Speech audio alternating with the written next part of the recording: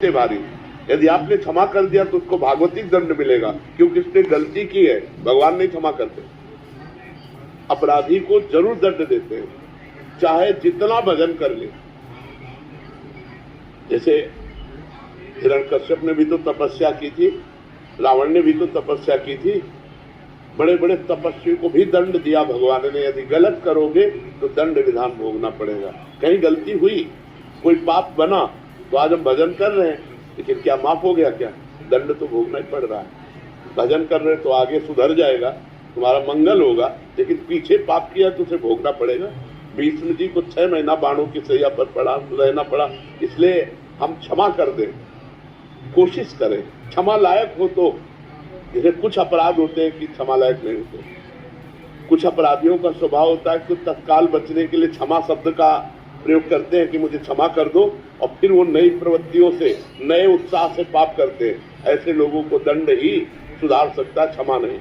लेकिन कुछ ऐसे होते हैं जो बुद्धि फिसल गई, एकदम करना नहीं चाहते, उनका स्वभाव नहीं है, लेकिन वो गलती हो गई, तो ऐसा देखकर फिर उनको अगर उन्हें चांस दिया जाए तो सुधर सकते हैं।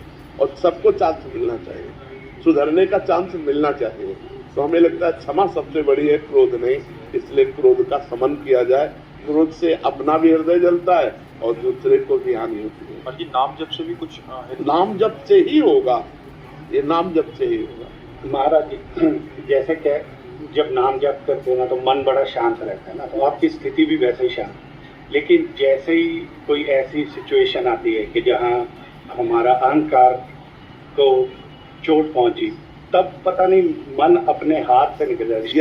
यदि उस समय अहंकार पर चोट पहुंचाने वाले को भगवान का विधान मानो तो कंट्रोल हो सकता है। कि आप स्वीकार करते हैं ना कि अहंकार है, तो 6 दोषों में एक है ना, तो अब संस्कृति मूल स्थूल प्रद नाना सकल शोकदायक अभिमाना, ताते करे कृपा निधि दूरी सेवक पर ममता की दूरी। वो वहीं मारेंगे जहां कमजोर हो आप। तो आपकी कमजोरी है अहंकार, तो भगवान आपके अहंकार पर प्रहार करेंगे। तो उस समय आपको विधान देखना है कि ये बेचारा तो निमित्त मात्र है, भगवान इसकी बुद्धि में बैठकर तेरे अहंकार को ठेस पहुंच। तुरंत भगवान का चिंतन करने लगो, हे भगवान मुझे संभालो, हे भगवान मुझे बचाओ, तो वही सामर्थ्य देंगे।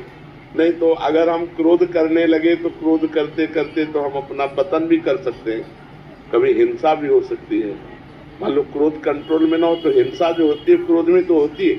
आप अपने को शासन में ना ले तो सामने वाला तो भगवान से प्रेरित है।